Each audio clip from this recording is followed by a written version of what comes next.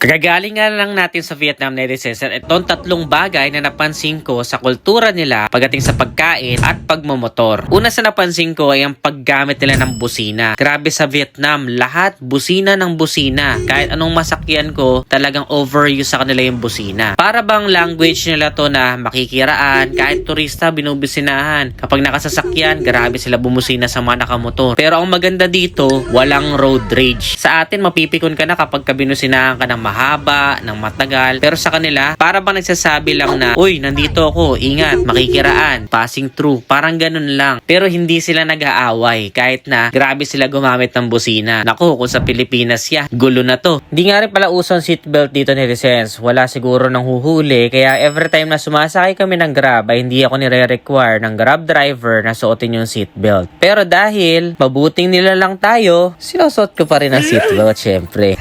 Pangalawa sa napansin ko ay napakamura ng mga pagkain dito, mapa street food man or fancy restaurant. Napakalalaki din ng serving, kaya kung sanay ka sa Pilipinas na o-order na pang single lang, usually mga serving nila dito mura na, pero pang dalawang tao palagi, kanin, ulam o mga street food. Pero may twist, wala kang makikita na libreng tubig dito. Kung sanay ka sa Pilipinas na nanghihingi ka ng tubig na libre lang, sa kanila ay wala. Palagi kang bibili ng water bottle. Para sa akin maganda na rin ito para sa mga turista na hindi sanay sa tap water nila. Pwede kasing mag-cause pa yun ng sakit ng tiyan kung hindi sanay yung mga turista sa tubig nila. Kaya mas maiga na safe na bottled water palagi ang binibili. Murang-mura lang naman ang bottled water dito. At ito na ang isa sa mga pinaka-napansin ko. Grabe ang population ng motorcycle dito. Sobrang laki. Mga pababae, lalaki, lahat sila nagmumotor. Pero hindi sila masyadong mahilig sa mga fancy na motorcycle na kagaya dito sa atin sa Pilipinas. Konting-konti nga lang ang naka-big bike eh. Usually, ginagamit nila doon mga semi-automatic, may Honda Dream, merong mga PCX na luma, Gravis na luma, Honda Vision, at kung ano-ano pang mga semi-automatic na para bang tipong habol lang nila ay yung practicality ng pagmumotor. Makakarating from point A to point B dahil pare-pares lang naman na two wheels yan. Basta FI, reliable, okay na sa kanila. Hindi na sa kanila nagmamatter kung naka-ABS ba yan, traction control, digital meter panel, at kung ano-ano pang mga fancy na gustong-gusto nating mga Pilipino. Kumbaga, practicality over forma. So yun lang netizens ang ilan sa mga napansin ko dito sa Vietnam. Ibang-iba talaga ang vibe sa Vietnam. Very simple, organized, at chill. Kahit magulo sa paningin, sobrang dami ko natutunan at na-appreciate. Comment nyo nga kung alin sa mga to ang pinaka-nagulat kayo at kung gusto nyo pang mag-explore tayo sa susunod na biyahe sa pakayang bansa masarap pagmotor netizens. I-comment nyo naman dyan